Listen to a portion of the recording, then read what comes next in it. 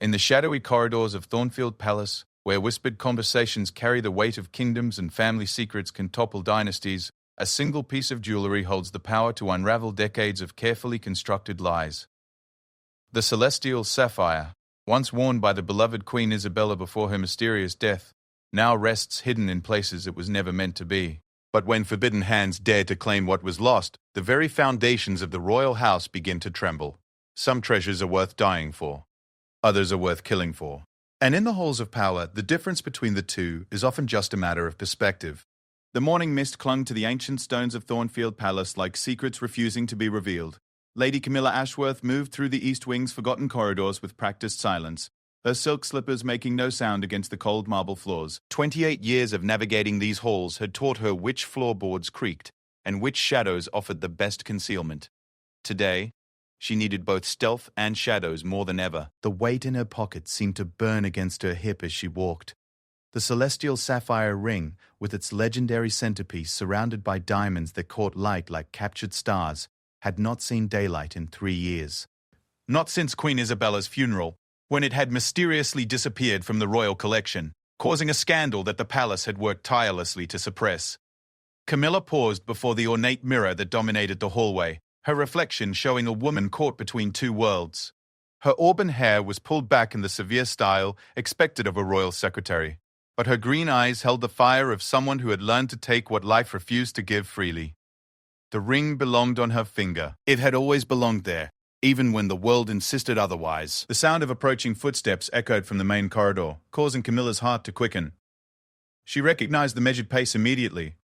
Prince William's stride was as familiar to her as her own heartbeat, though for vastly different reasons than the rest of the palace staff might assume. Where others heard authority and royal breeding, Camilla heard the footsteps of the man who had systematically destroyed every chance at happiness she had ever dared to reach for.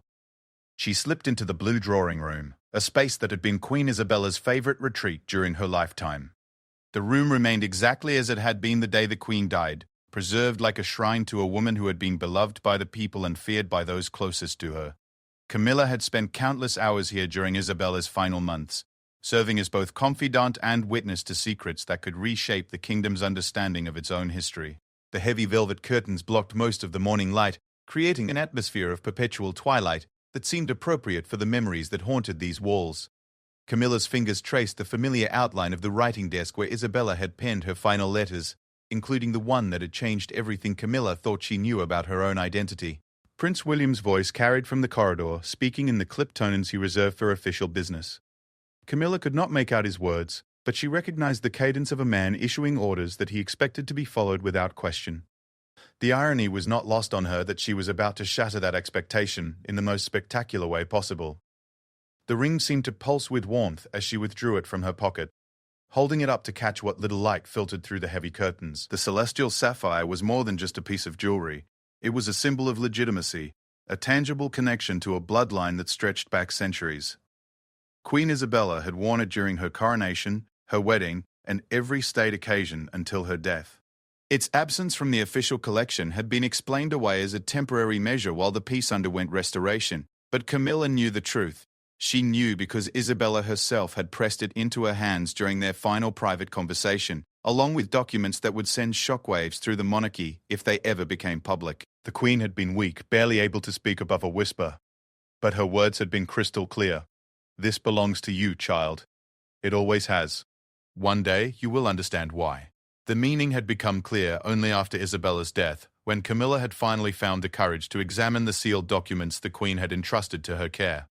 Birth certificates, DNA test results, correspondence between Isabella and various officials, a paper trail that painted a picture so stunning that Camilla had initially refused to believe it. But the evidence was undeniable, corroborated by sources that could not be dismissed or explained away. She was not just Lady Camilla Ashworth, daughter of a minor noble family who had worked their way into the palace's good graces through decades of loyal service. She was Isabella's daughter, born in secret during a tumultuous period when the Queen's marriage was failing and the succession was in doubt.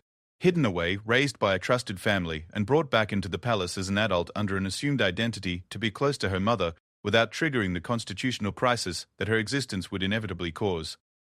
The sound of William's footsteps grew closer, and Camilla realized her moment of reflection was over. She slipped the ring onto her finger, where it fit as perfectly as if it had been sized specifically for her. In a way it had been. Isabella had worn it throughout her pregnancy, during the secret months when she carried the child who would grow up to be Camilla. The connection was more than symbolic. It was biological, written in the very structure of their shared DNA. The door to the blue drawing room opened with a soft click, and Prince William stepped inside. At 35, he carried himself with the confidence of a man who had never been denied anything he truly wanted. His dark hair was perfectly styled despite the early hour, and his blue eyes held the calculating intelligence that had made him both an effective heir and a dangerous adversary. He was handsome in the classical sense that royal portraitists favored, but Camilla had long since learned to see past the surface charm to the ruthless ambition that drove every decision he made. "I thought I might find you here," he said, his voice carrying a hint of the affection that had once existed between them. "You always did favor Mother's private spaces." The casual use of Mother was deliberate, a reminder of the relationship that William claimed exclusively while remaining ignorant of Camilla's equal right to that title. She turned to face him, making no attempt to hide the ring that now adorned her finger. The sapphire caught what little light existed in the room, sending blue fire dancing across the walls. William's eyes went immediately to her hand, and she watched as recognition dawned in his expression. The practiced royal composure cracked slightly, revealing something that might have been shock or might have been rage. With William, the two emotions often wore identical masks. "Where did you get that?" His voice remained controlled, but Camilla could hear the steel beneath the silk. This was the voice he used when dealing with threats to the crown, the tone that had convinced more than one political opponent to reconsider their position. "It was given to me," Camilla replied, lifting her chin in a gesture of defiance that Isabella would have recognized. "By someone who had the right to give it."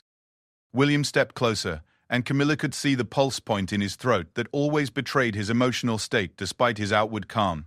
She had learned to read these subtle signs during their brief romantic entanglement years ago, before she had discovered exactly how far he was willing to go to protect what he saw as his birthright. "That ring belongs to the crown," he said, each word precisely enunciated.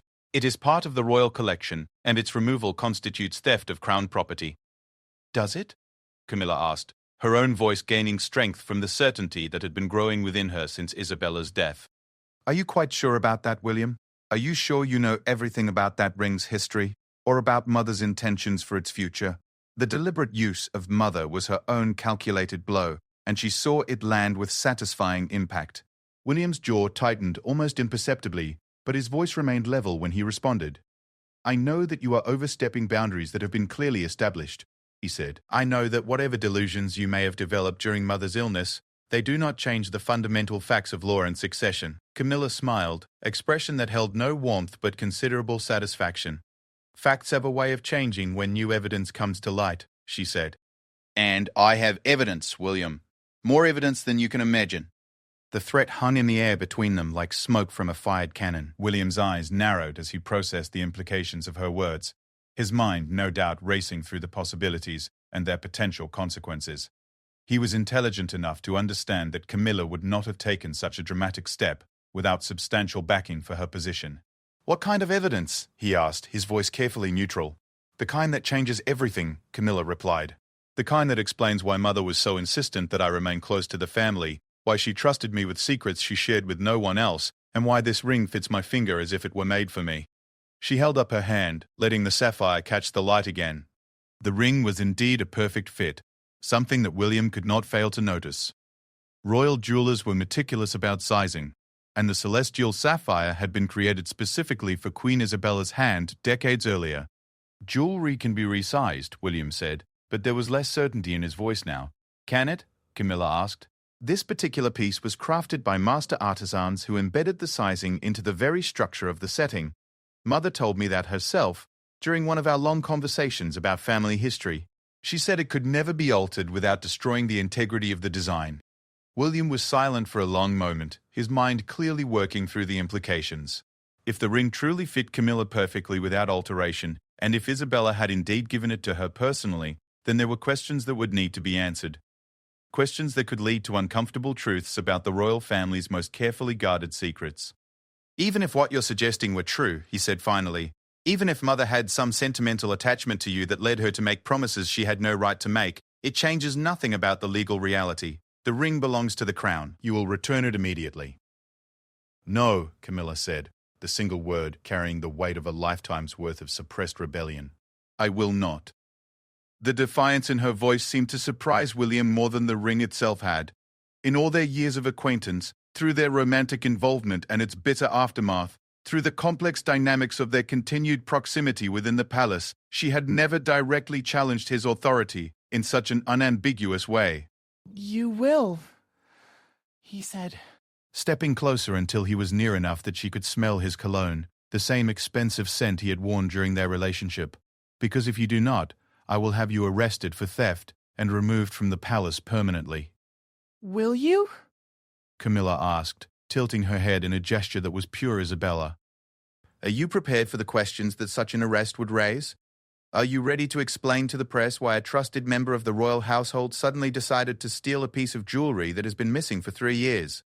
Are you willing to risk the investigation that would inevitably follow? William's confident expression flickered. Just for a moment, but it was enough to confirm what Camilla had suspected.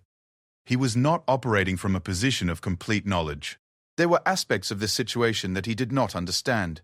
Pieces of a puzzle that Isabella had kept hidden even from her heir. You're bluffing, he said, but the certainty had gone out of his voice. Am I? Camilla asked. She reached into her other pocket and withdrew a sealed envelope, holding it where William could see Isabella's distinctive handwriting across the front. His own name was written there in the Queen's careful script, along with the words to be opened only in the presence of Lady Camilla Ashworth. The sight of his mother's handwriting seemed to shake William's composure in a way that Camilla's defiance had not. Whatever was in that envelope, he clearly had not known of its existence, and the implications of that ignorance were beginning to dawn on him. What is that? He demanded. Instructions, Camilla said. Final instructions from Mother, written during her last weeks and sealed in my presence. Instructions that explain a great deal about why this ring is now where it belongs. William reached for the envelope, but Camilla pulled it back, shaking her head. The conditions for opening are quite specific, she said. Mother was very clear about that. Give it to me, William said, his royal composure finally beginning to crack. Whatever games you think you're playing, whatever delusions Mother entertained during her illness, this ends now. Does it? Camilla asked. Are you sure you have the authority to end it? Are you certain that you understand the full scope of what you're dealing with? The questions hung in the air like accusations, each one carefully calculated to increase William's uncertainty. Camilla could see him struggling with the competing demands of his training and his instincts. His royal education had taught him to project absolute confidence in all situations, but his political instincts were warning him that he was walking into territory where confidence without knowledge could be disastrous. I understand enough, he said, but his voice lacked its earlier certainty. Do you? Camilla stepped closer, bringing them face to face for the first time in years. Do you understand why Mother spent so much time with me during her final months? Do you understand why she insisted that I be present for conversations that should have been limited to immediate family? Do you understand why she trusted me with secrets that she kept even from you? Each question was a carefully placed blade, designed to cut through William's certainty and expose the doubts that Isabella's behavior had surely planted in his mind. The Queen's final months had been filled with unusual decisions and unexpected confidences, actions that had confused many of those closest to her. Mother was ill, William said, but the explanation sounded weak even to him. Her judgment was compromised. Was it? Camilla asked. Or was it finally free from the constraints that had shaped her entire reign? Was she finally able to act on truths that she had been forced to suppress for decades? The suggestion hung between them like a challenge, one that William was clearly reluctant to accept, but unable to entirely dismiss. Isabella's final months had indeed been marked by an unusual freedom in her actions and words, as if she had decided that approaching death had released her from certain obligations.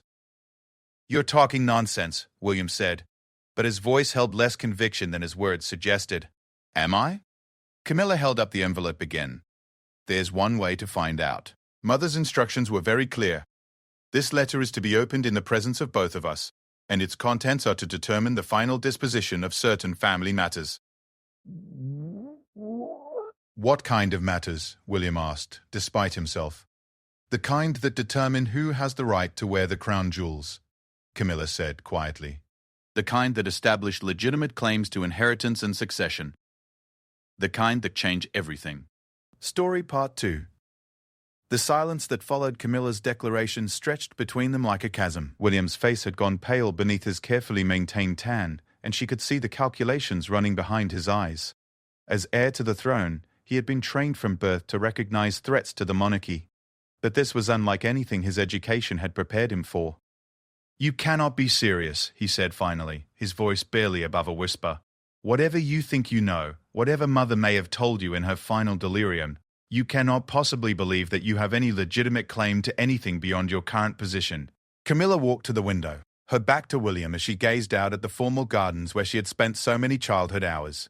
Even then, she had felt different from the other staff children, marked by something she could not name but could not ignore.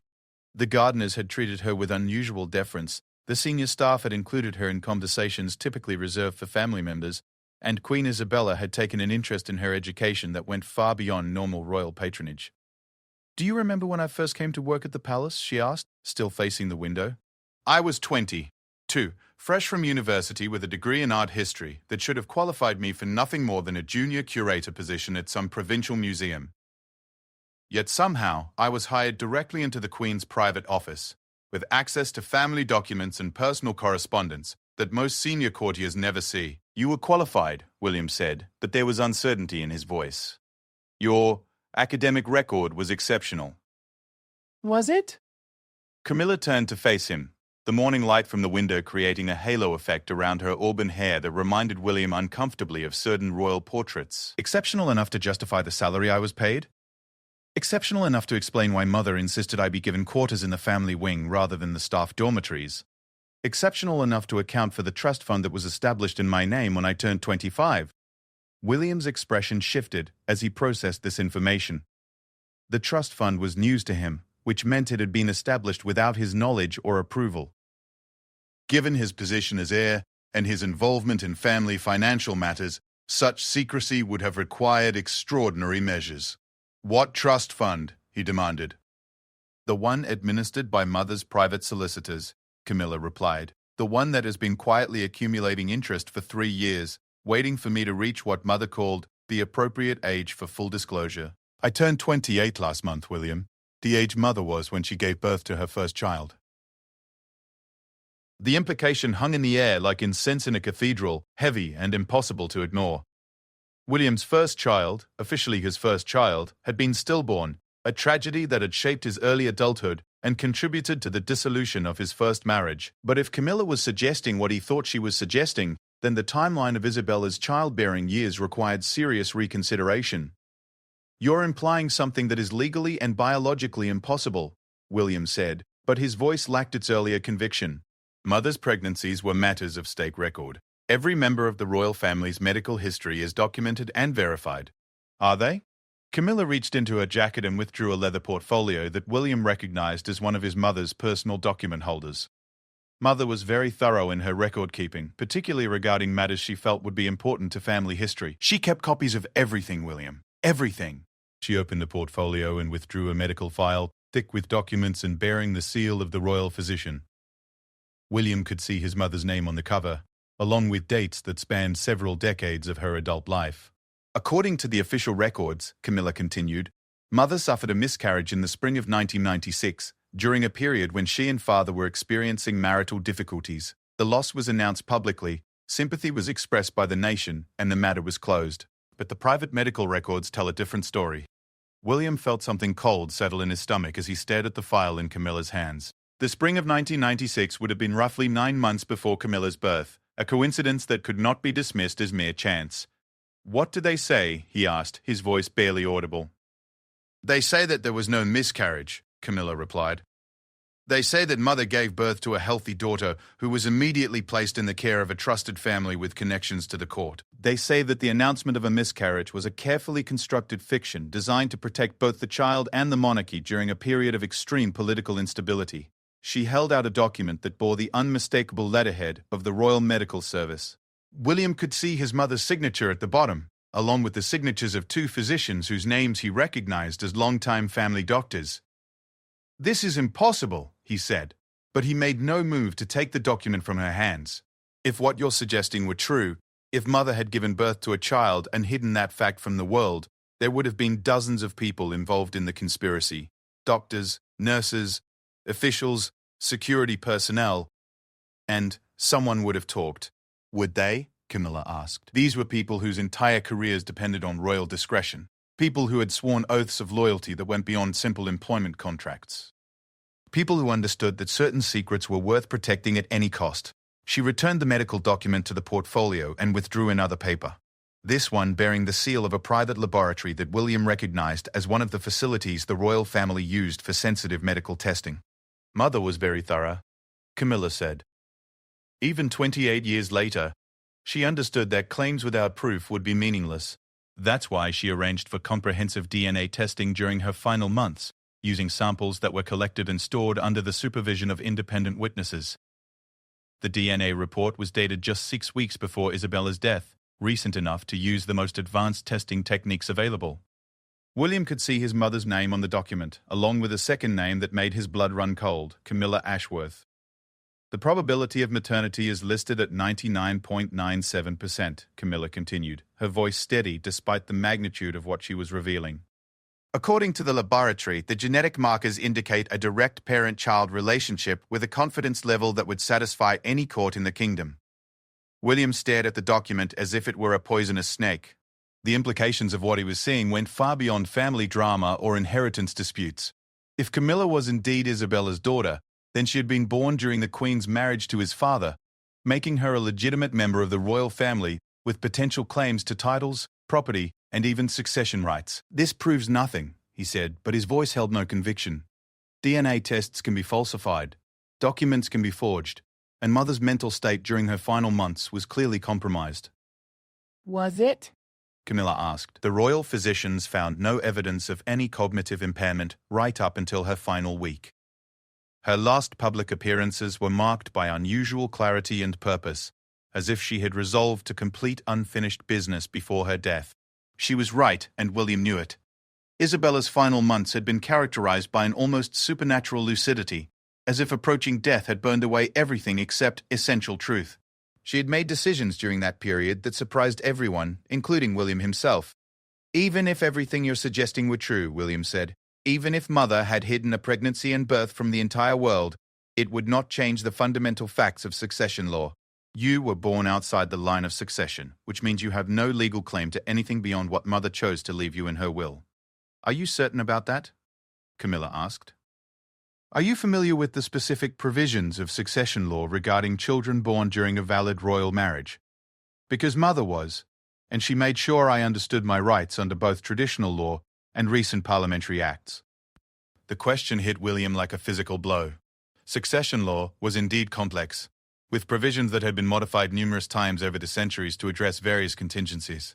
If Camilla had been born during Isabella's marriage to the king, and if her parentage could be legally established, then her position might be very different from what William assumed. You would need more than DNA tests and medical records, he said, grasping for legal obstacles that might block her claims. You would need witnesses, testimony from people who were present at the time of your birth and could verify the circumstances. Camilla smiled, expression that was both sad and triumphant. Mother thought of that too, she said. She recorded video testimony from 3 people who were directly involved in my birth and placement.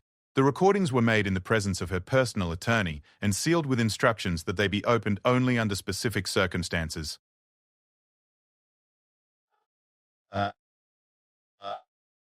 What circumstances? William asked, though he suspected he already knew the answer.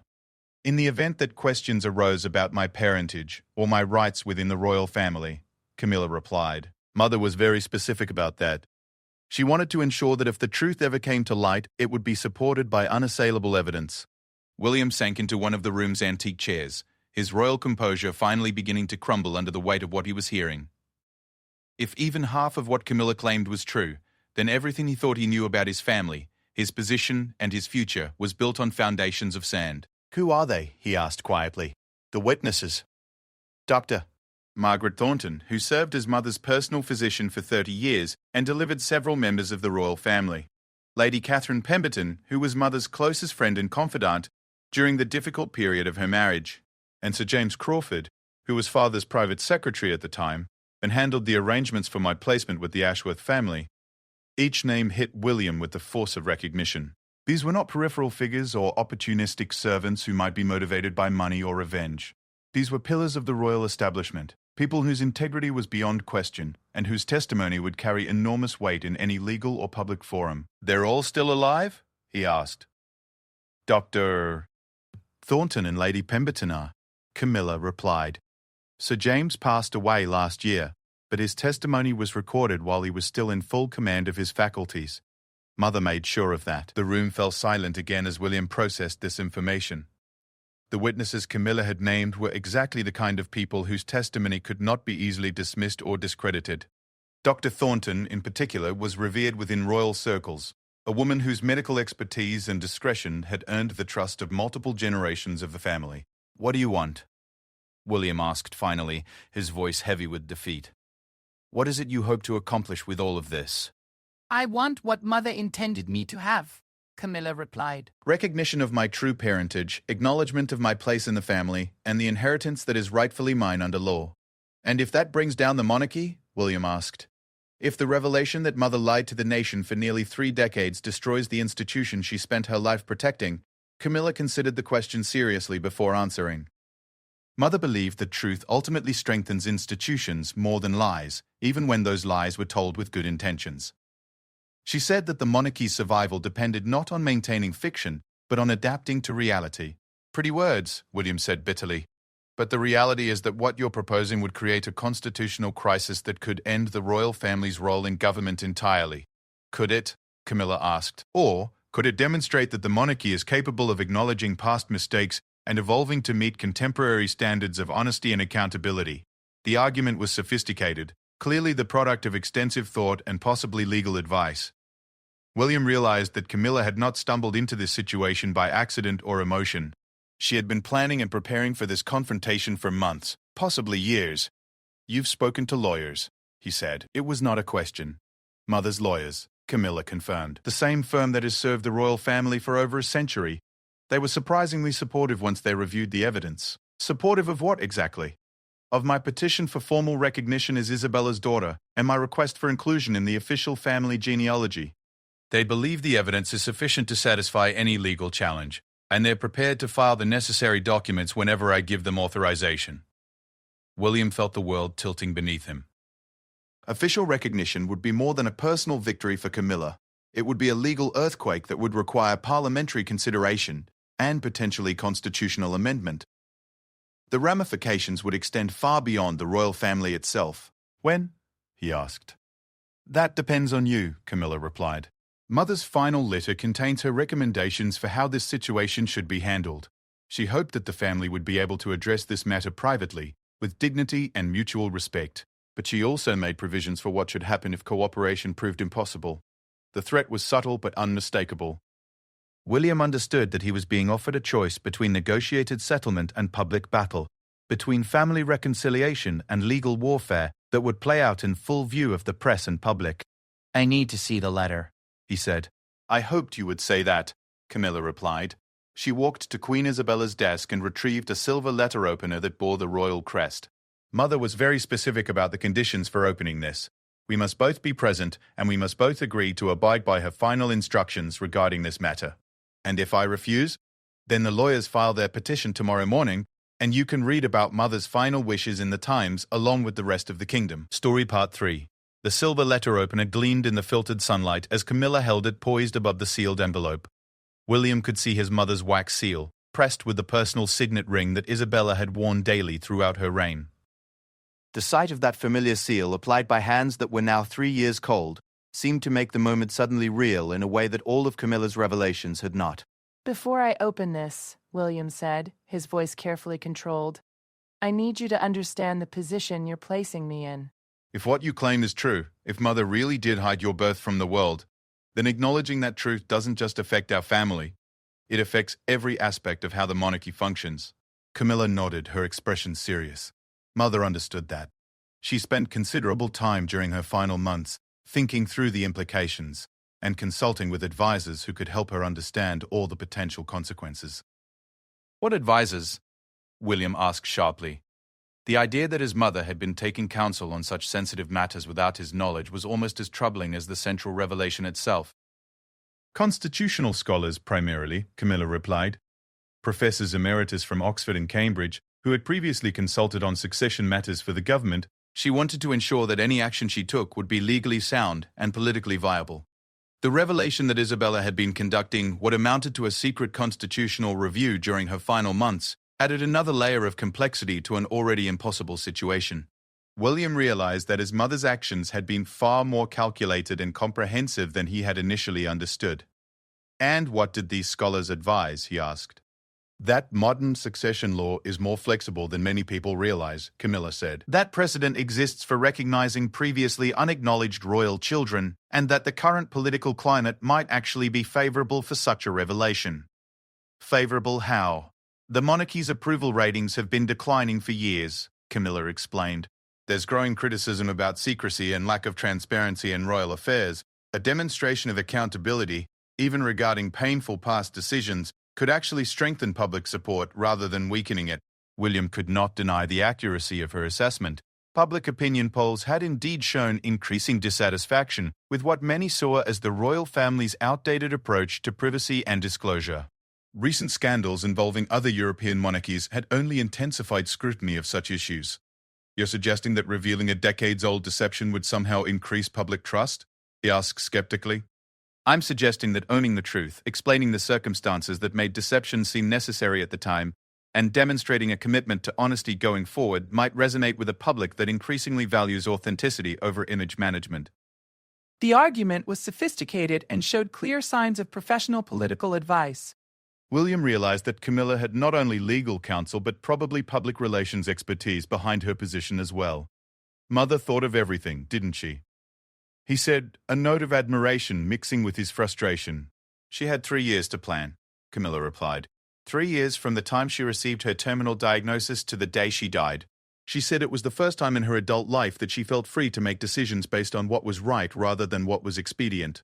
The characterization of his mother's final years as a period of liberation rather than decline was one that William had not considered. Isabella's increasing independence during her illness had concerned him and other family members, but perhaps they had misunderstood her motivations. What else did she plan? He asked. Everything you're about to read, Camilla said, gesturing to the sealed letter. Shall we see what she wanted us to know? William nodded slowly, and Camilla applied the letter opener to the wax seal with practiced precision. The envelope opened cleanly, revealing several sheets of heavy paper covered with Isabella's distinctive handwriting. The first page bore the date of composition, just 2 weeks before the Queen's death. Camilla unfolded the pages and held them where both she and William could see. Isabella's handwriting was clear despite her illness, each word formed with the careful attention to detail that had characterized everything she did throughout her life. My dearest William and my beloved Camilla, the letter began. If you are reading these words together, then the time has come for our family to face truths that I have carried alone for far too long.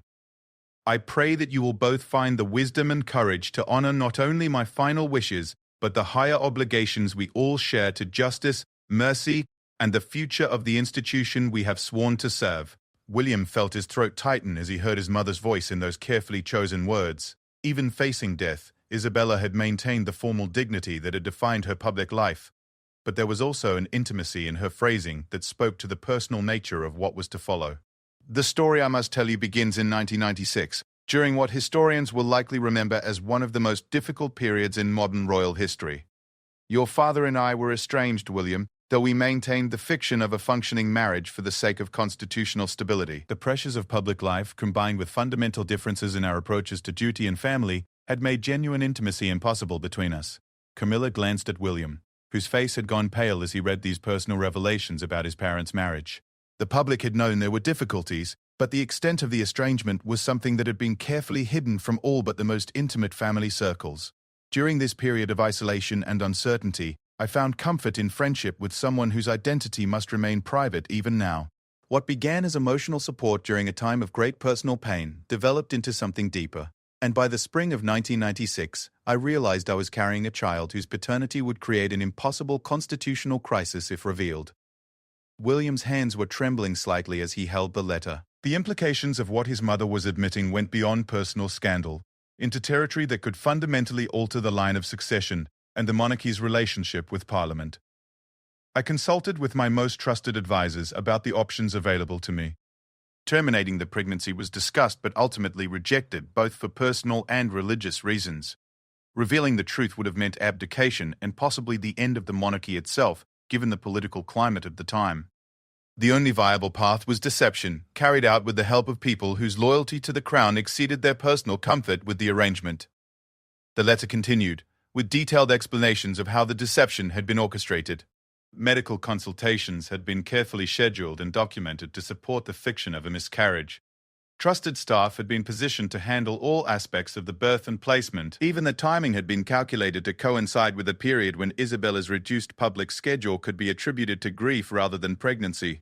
The Ashworth family was chosen not only for their discretion and loyalty, but for their genuine desire for a child after years of unsuccessful attempts to conceive.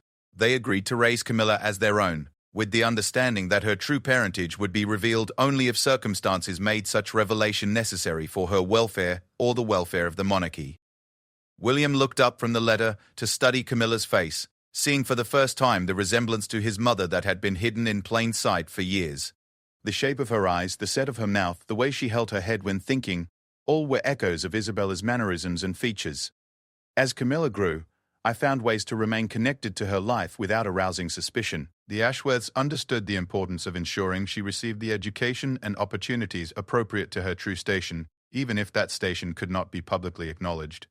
When she came of age, I arranged for her employment at the palace, where I could observe her development and gradually prepare her for the truth of her heritage. The letter went on to describe Isabella's growing certainty that Camilla possessed the intelligence, integrity, and sense of duty necessary to handle the revelation of her parentage responsibly. Tests had been subtle but comprehensive, from handling of sensitive information to responses under pressure to demonstration of loyalty to the institution of monarchy itself. By the time of my final illness, I had concluded that Camilla was not only ready for the truth, but that the monarchy itself needed the renewal that her acknowledged presence could provide. The institution's survival depends not on maintaining old deceptions, but on adapting to new realities with honesty and grace. William paused in his reading, looking again at Camilla. "Did you know?" he asked. "Before she told you directly, did you suspect?" Not consciously, Camilla replied. But looking back, there were signs that I ignored or rationalized. The way certain staff members treated me, the opportunities I was given that seemed disproportionate to my background, the trust Mother placed in me from the very beginning of my employment. I told myself it was coincidence or exceptional kindness, but part of me always wondered if there was something more. William nodded and returned to the letter, where Isabella's handwriting continued, with specific instructions for how the revelation should be handled. If circumstances permit, I hope that this matter can be resolved within the family, with William's acknowledgement of Camilla's rightful place and her integration into the official royal genealogy. The DNA evidence I have arranged to be gathered will satisfy any legal requirements, and the witness testimony I have recorded will provide historical documentation of the circumstances. The letter then addressed the possibility that William might resist these arrangements, outlining alternative paths that Isabella hoped would not prove necessary but had prepared in case cooperation proved impossible. Should family reconciliation prove unattainable, Camilla has been provided with all necessary documentation to pursue legal recognition through the courts. While such a course would be painful for all involved, it would ultimately serve the cause of truth and justice that must supersede personal comfort or institutional convenience. The final section of the letter addressed both William and Camilla directly, with specific counsel for each of them about their roles in what Isabella characterized as a historic transition for the monarchy. William, you have been raised to believe that duty requires the sacrifice of personal feelings to institutional needs, but true leadership sometimes demands the courage to change institutions when they conflict with higher moral obligations. Your acceptance of Camilla as your sister will demonstrate the kind of visionary leadership that our changing world requires. Camilla, you have lived your entire life without the privileges or burdens of royal birth, which has given you perspectives that our family desperately needs. Your integration into the royal family should not mean abandoning those perspectives, but bringing them to bear on challenges that tradition alone cannot solve. The letter concluded with Isabella's signature, followed by a postscript that was clearly written in a different hand, weaker but still recognizable as hers. I am dying as I write these final words, but I am not afraid. I have told the truth at last, and I trust both of you to honor that truth in ways that serve not only our family, but the nation we have sworn to protect. The monarchy's future depends not on perfection, but on the courage to acknowledge imperfection and grow beyond it. William set the letter down with hands that were no longer steady. The weight of what his mother had revealed was crushing, not just because of its personal implications, but because of the impossible choices it presented. "She's put us in an impossible position," he said quietly.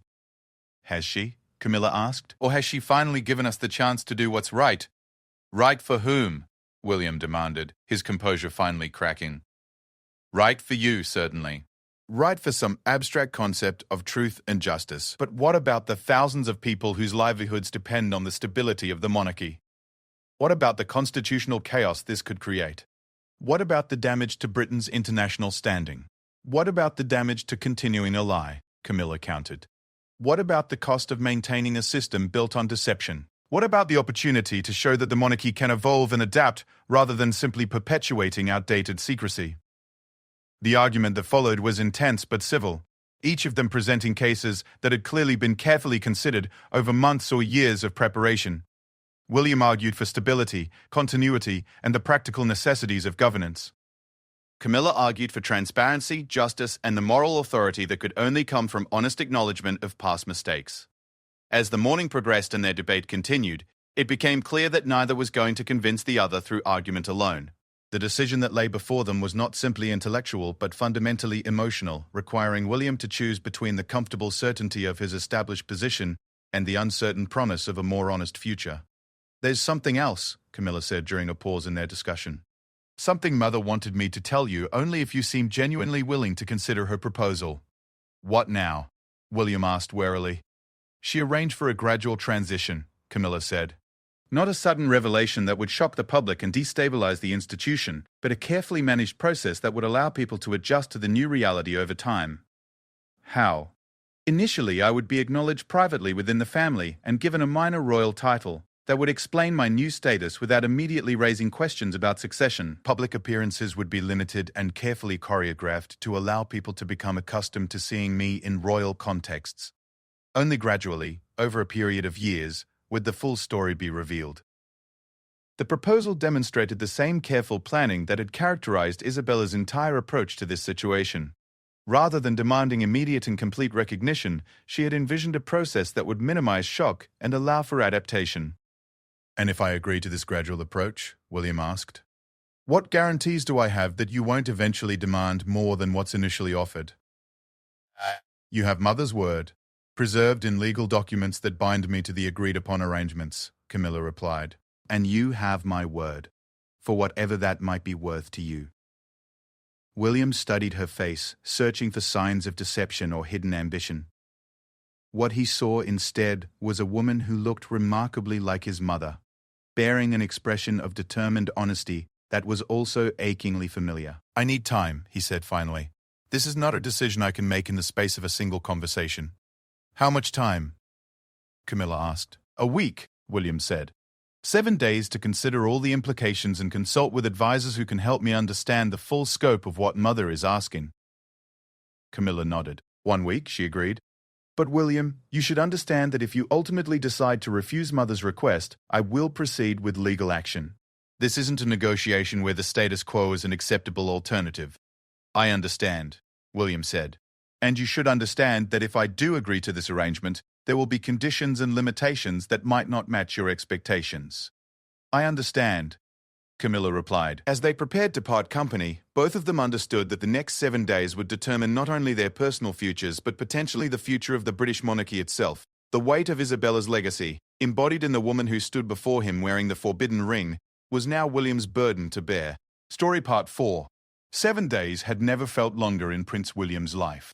As he sat in his private study at Thornfield Palace, surrounded by constitutional law books, family genealogies, and confidential reports from his most trusted advisors, the magnitude of his decision seemed to grow heavier with each passing hour. The celestial sapphire ring, which Camilla had agreed to return temporarily as a gesture of good faith, sat in its velvet-lined box on his desk like an accusation. The week had been a whirlwind of discreet consultations. Constitutional scholars had been summoned under the pretext of routine succession planning. Political advisors had been asked to prepare hypothetical scenarios for managing family controversies. Even palace security had been quietly briefed on potential changes to personnel classifications, though without being told the specific reasons for such preparations. The consensus from his advisors had been surprisingly mixed. The constitutional experts agreed that Camilla's claims, if substantiated, would indeed establish her as a legitimate member of the royal family with certain rights and privileges. The political advisors were divided between those who saw an opportunity to modernize the monarchy's image and those who feared the potential for catastrophic scandal.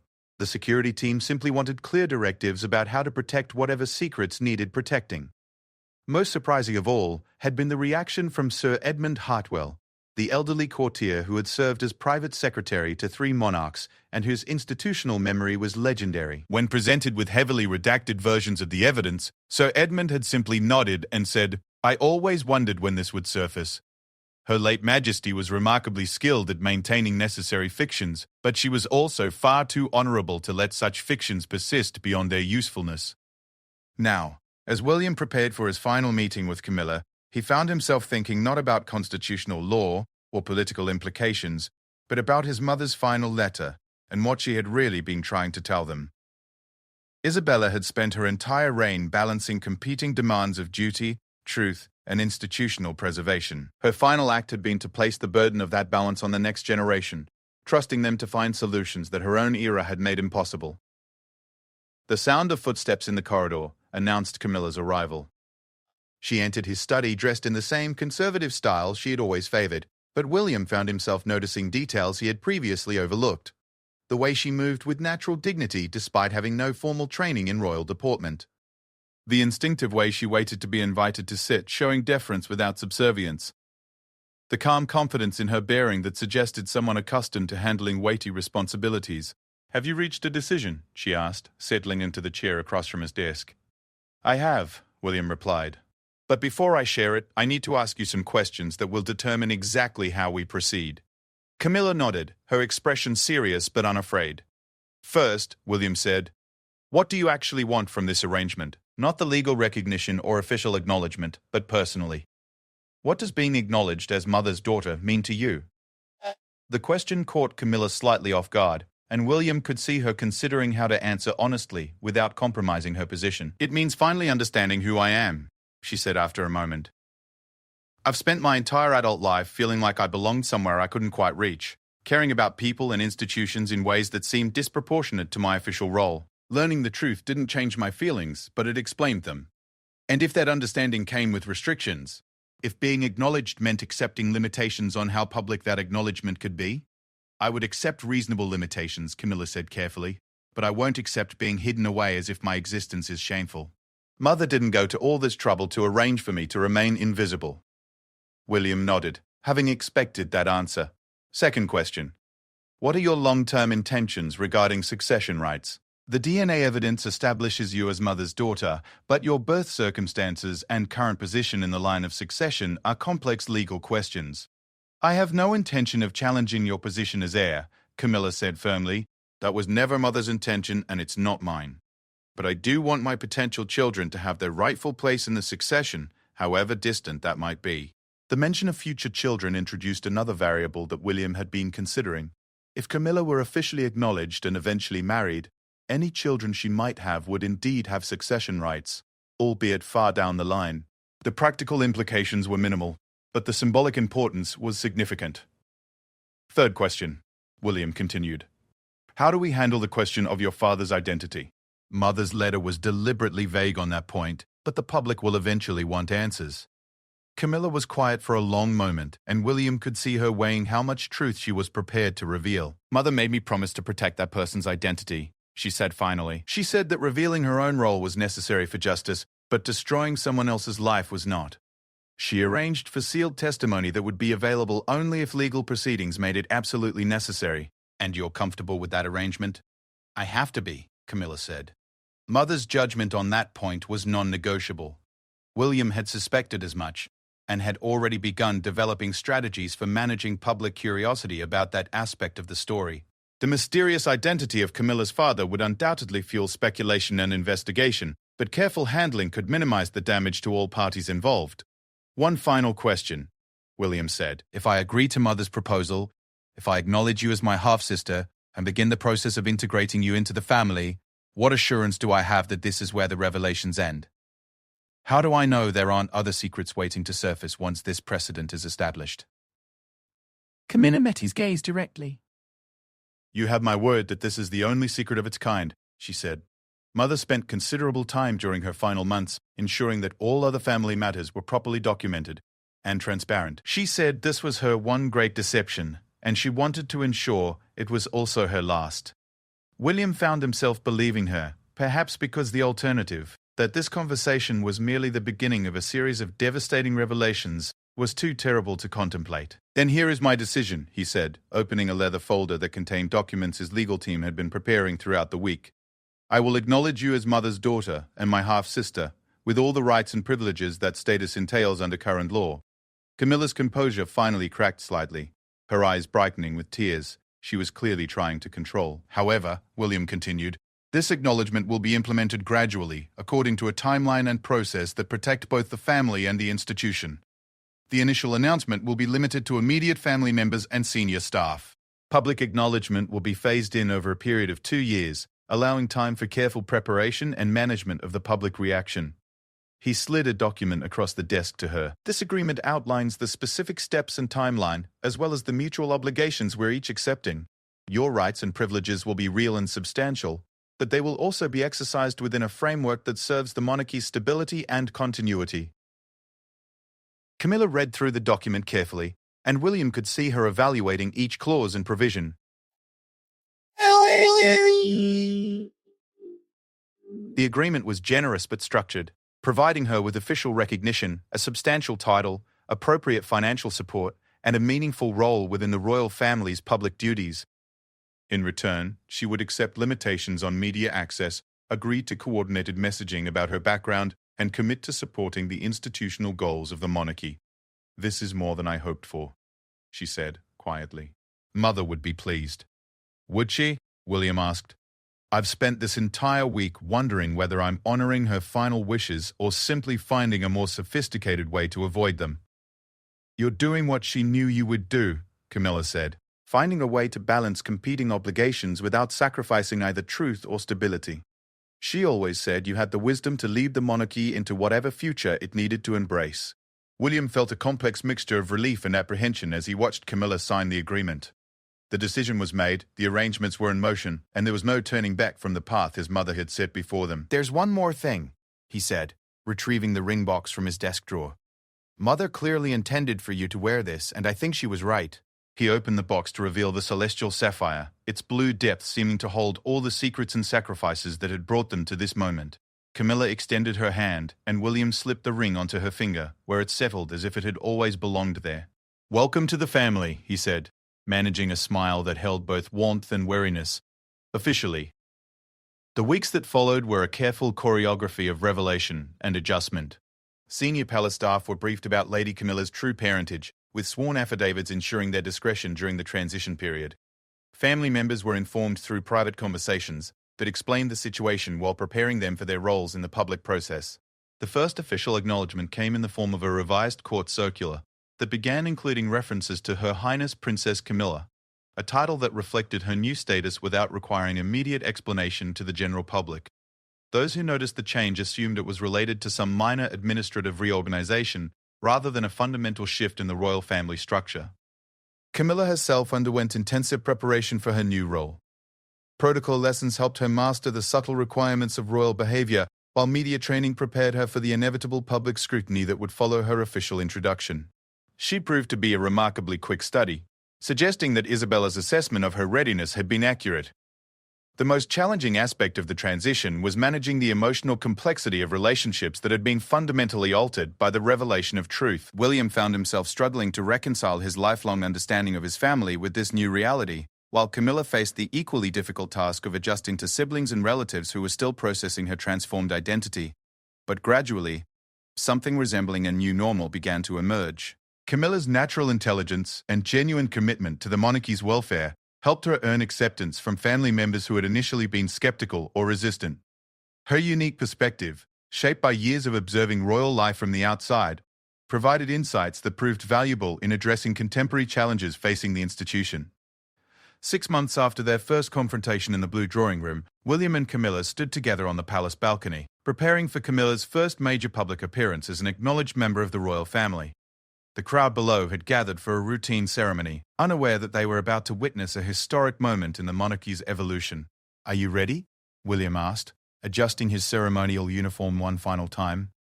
"I think so," Camilla replied, her voice steady despite the magnitude of the moment. The celestial sapphire caught the afternoon light as she smoothed her dress, its presence on her finger now feeling natural and right. "Mother would be proud," William said, and for the first time since their ordeal began, the words carried no ambiguity or reservation. As they stepped forward to greet the crowd, both of them understood that they were not simply fulfilling Isabella's final wishes, but actively choosing the monarchy's future direction. The decision to embrace truth over comfortable fiction, to value authentic relationships over institutional convenience, represented exactly the kind of evolution that Isabella had envisioned during her final months. The public reaction to Princess Camilla's official introduction was indeed complex and varied, as the palace's political advisors had predicted.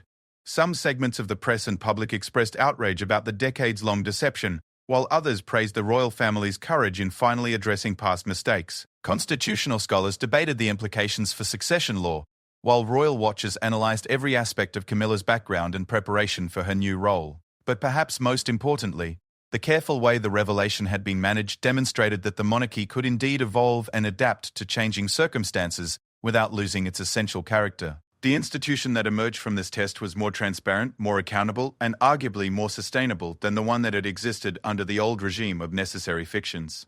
Years later, when historians look back on this period, they would mark it as a turning point in the British monarchy's relationship with truth, privacy, and public accountability. Queen Isabella's final gamble.